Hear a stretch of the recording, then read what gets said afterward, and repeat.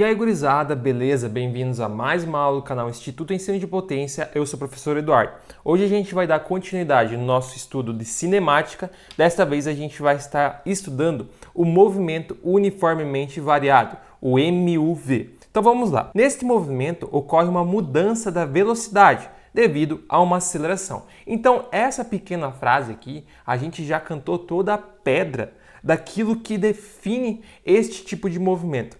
No movimento que a gente viu anteriormente, o que a gente tinha? A gente tinha um movimento em que a velocidade não variava, que era o MRU, era o movimento retilíneo uniforme. Já esse movimento que a gente tem aqui é o MUV, que é o movimento uniformemente variado, é o movimento que vai estar variando a velocidade, que ela varia uniformemente, então ela tem uma variação uniforme. Então vamos lá, aqui a gente tem dois tipos de movimento. O primeiro tipo de movimento que a gente tem dentro do MUV é o MUV acelerado. Então esse é o nosso primeiro movimento. O que acontece? Se a gente observar que o nosso carrinho ele tem uma velocidade de 100 km por hora. Beleza, daí passou um determinado tempo T e esse mesmo carrinho ele está com uma velocidade de 120 km por hora depois de um determinado tempo T. O que aconteceu? Ele acelerou. Ele teve uma aceleração. Então, como ele teve uma aceleração, o que aconteceu? A velocidade dele aumentou. Ele teve um aumento na velocidade. Quando a gente tem um aumento na velocidade, a gente chama de MUV acelerado, pois ele teve uma aceleração e um aumento na velocidade. Então isso vai estar acontecendo quando a gente tem uma força sendo aplicada para que esse móvel consiga acelerar. Nesse caso, essa força que é aplicada é a força do motor devido a um movimento de aceleração com o acelerador. Então, o acelerador ele é pressionado com mais força, fazendo com que assim o motor gire mais e a sua velocidade aumente. Então, nesse caso, a gente tem uma aceleração através dessa questão. Já se a gente tiver um móvel, se a gente tiver uma caixa, por exemplo, e essa caixa está sendo empurrada, daí a gente tem uma força que é aplicada em uma caixa e essa força faz com que essa caixa tenha uma aceleração. A gente vai entender um pouco melhor sobre isso lá nas leis de Newton, mas de um modo geral, o MUV acelerado é o movimento que tem aceleração positiva. O segundo tipo de MUV que a gente tem é o MUV retardado. O que seria esse MUV retardado? Vamos novamente analisar os nossos dois carrinhos aqui. Se a gente observar, o primeiro carrinho está com uma velocidade de 100 km por hora. E depois de um determinado tempo T, o que aconteceu? A velocidade desse carrinho ela reduziu para 80 km por hora. Então a gente teve uma redução na velocidade, como se esse cara aqui que está dirigindo, ele pisou no freio, para sim reduzir a nossa velocidade. Quando isso acontece, quando a gente tem essa redução na velocidade, a gente vai ter sempre um movimento retardado. Por quê? Porque a gente teve uma redução na aceleração. Então a gente teve uma redução. A gente teve uma força contrária sendo aplicada para assim reduzir o movimento. Então o movimento é para cá, mas a gente tem uma força contrária aplicada para reduzir assim a aceleração, reduzir a velocidade, perdão. A gente tem uma aceleração contrária para reduzir a velocidade. Quando isso acontece, a gente tem um movimento retardado. Como a gente tem essa variação na velocidade devido a uma aceleração, a gente vai ter aqui, como lá no MRU a gente tinha a equação temporal de posição, aqui a gente vai ter a equação temporal de velocidade, que é exatamente essa aqui. Essa é a nossa função temporal da velocidade em função do tempo.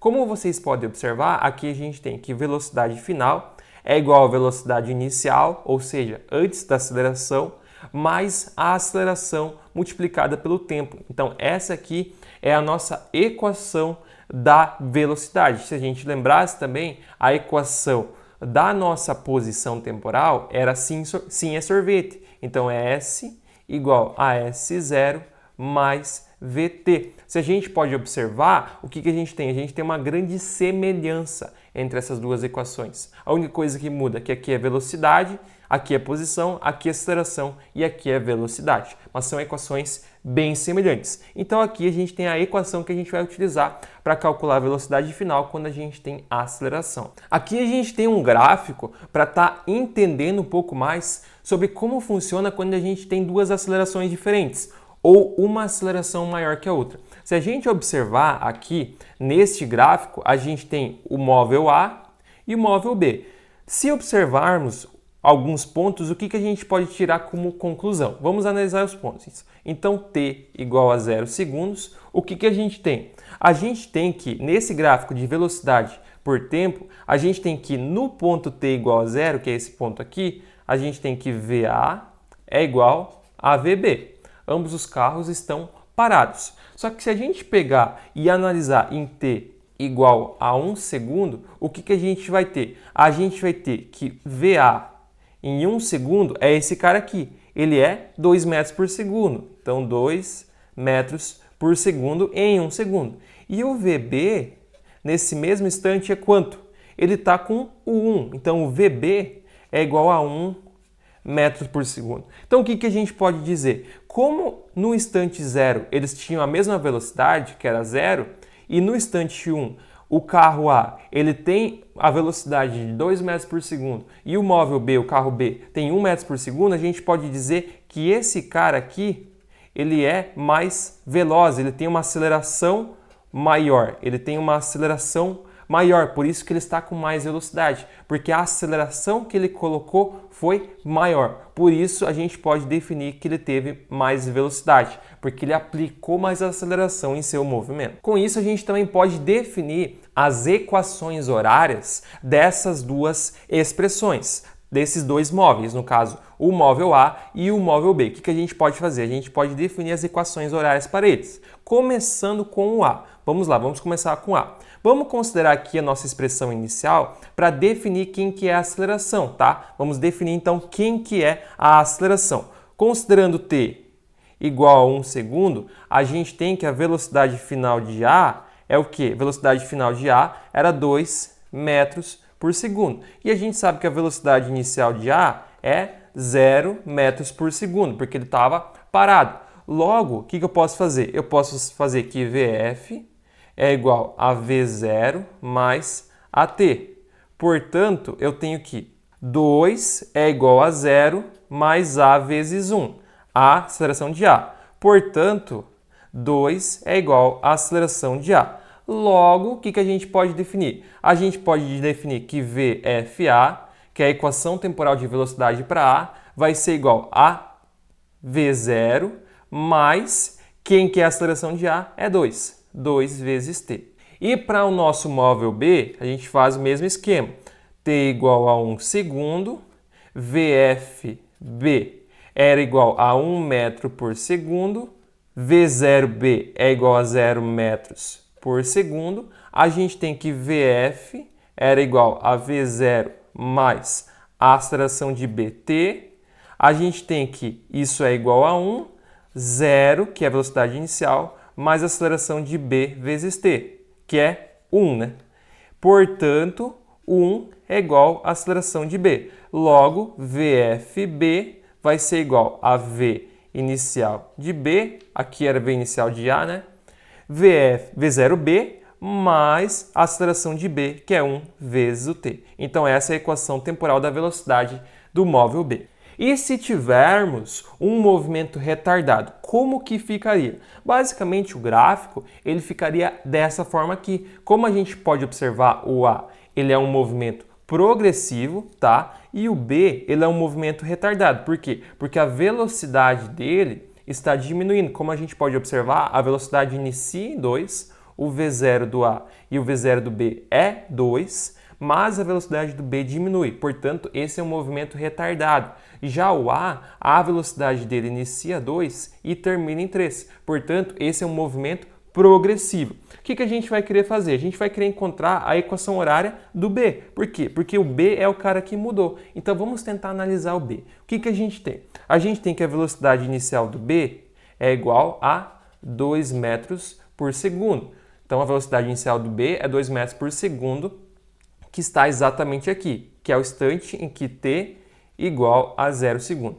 Já no instante t igual a 1 segundo, no t igual a 1 segundo, o que a gente tem? A gente tem que VB é igual a quanto? É igual a 1. Então, 1 metros por segundo. Então, beleza. A gente vai utilizar a equação VF é igual a V0 mais AT. Eu estou repetindo muito essa equação porque vocês vão usar bastante. Então, é muito importante que vocês estejam bastante situados com ela. Vocês tenham ela bem memorizada. O que a gente faz agora? Agora a gente substitui esses valores aqui dentro da nossa equação. Então, nosso VF é 1 metros por segundo, que é igual a V0, que é 2, mais a aceleração de B, que eu quero descobrir, vezes o tempo, que é 1.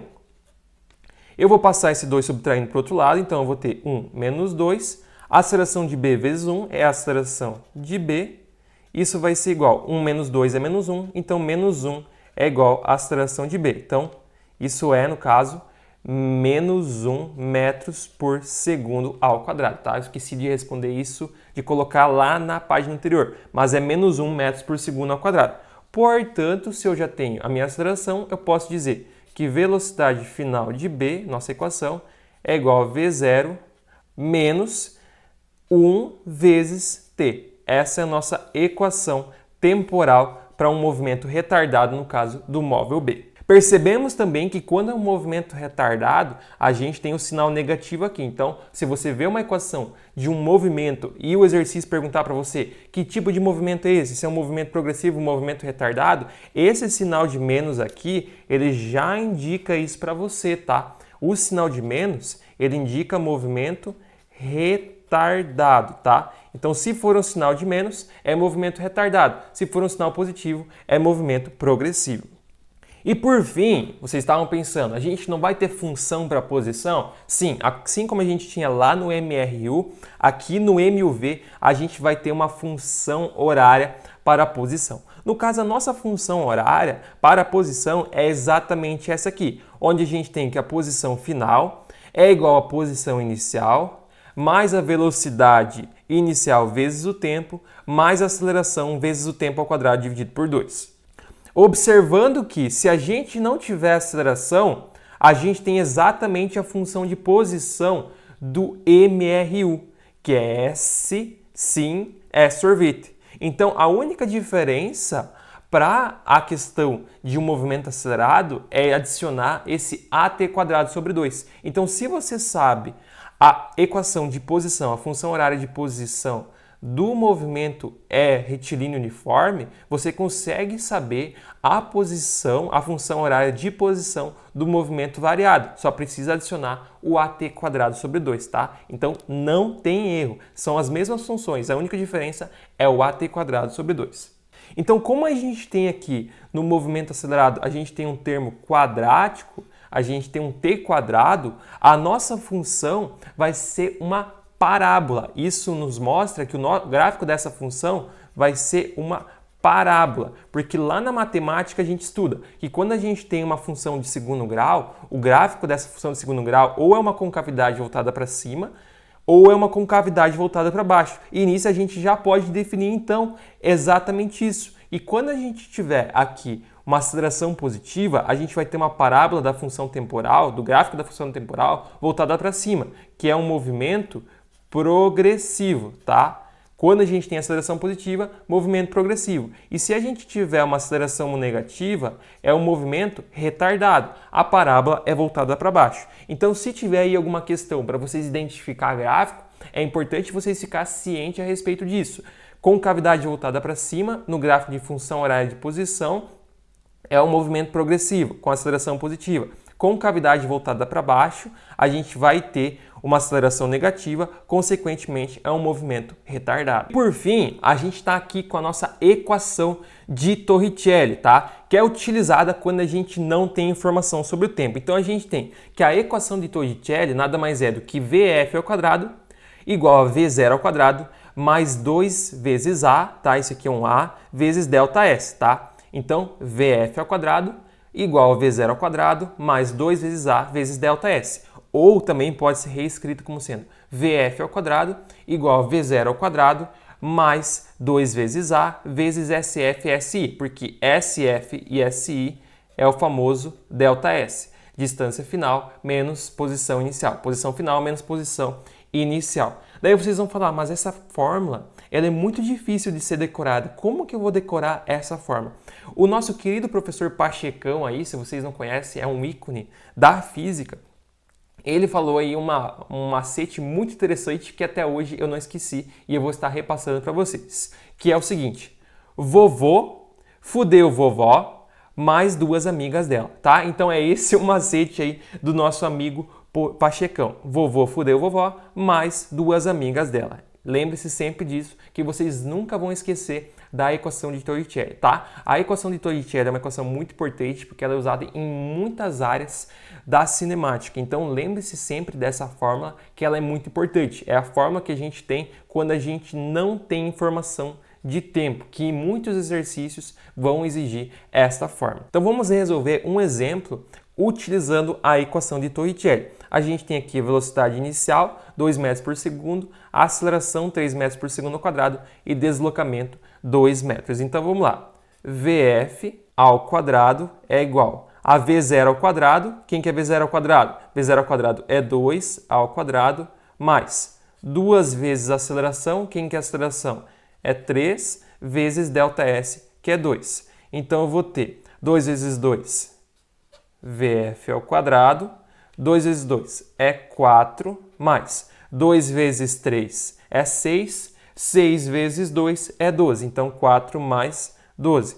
Portanto, eu vou ter VF é igual a raiz de, eu peguei esse quadrado daqui e já passei como raiz, 4 mais 12 eu sei que é 16, então VF igual a raiz de 16. Raiz de 16 eu sei que é 4, portanto VF, que é a velocidade final, é igual a 4 metros por segundo. Então essa é a nossa solução utilizando a equação de Torricelli.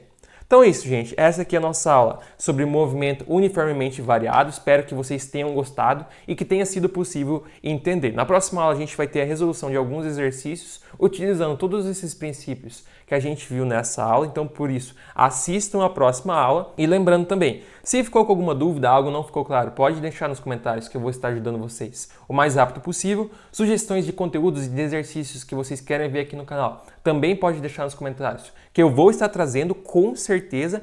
E é claro, gente, não se esqueça de se inscrever e ativar as notificações para não perder nenhum vídeo, nenhuma dica, nenhuma novidade. Deixa o like nesse vídeo para que o canal tenha mais destaque no YouTube e mais pessoas possam conhecer o meu trabalho, e siga a página lá no Instagram, o @ensino de potência. Então é isso, gente. Muito obrigado a todos que assistiram, bons estudos, um grande abraço, valeu e até a próxima.